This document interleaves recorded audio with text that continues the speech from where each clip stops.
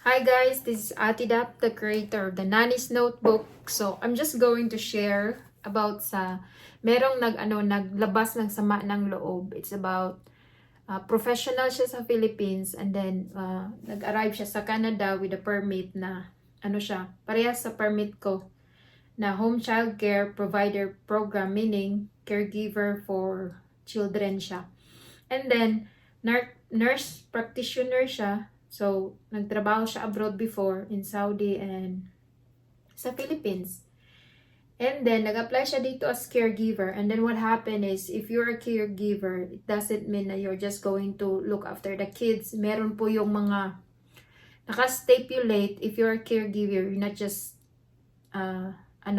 taking care alone sa mga bata. You have to do something like house cleaning, you have to do cooking for the kids, you have to play with them, you have to teach them, you have to like tutor them, you have to like there are other things that you can do inside the house. It's not just you're just going to like look after the kids. It's because sometimes the kids are watching TVs or like this. Magkaroon ka ng kusa na gawin ng mga bagay na hindi nagagawa ng mga amo. So, yung siya, ang feeling daw niya, sabi pa niya na feel daw niya is para siyang helper. Hindi niya alam kung kakayanin na niya. Talagang helper ka. It's because, yan, ang apply mo. Kung gusto daw niya is dapat siya naging nurse yung patients lang.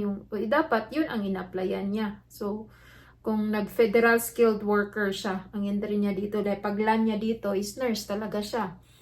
But the cost for applying ang entry mo is federal skilled worker. Malaki po ang kakailanganin mong pera, but sa caregiver hindi masyado kaysa sa doon sa FSW. So yun po, yun yung masasabi ko is if you're planning to come here in Canada and you're a professional teacher, you're professional, any kind of professions where you're from, you have to anticipate, you have to prepare yourself na pagdating mo dito, hindi ka teacher, hindi ka engineer, hindi ka nurse, hindi ka doktor, hindi ka mid-tech. Ang in-applyan mo is caregiver. You're entitled, you will be asked to do things na hindi mo ginagawa. Kahit pa teacher ka, you can just ask the kids, your students, not to do this, please, like this.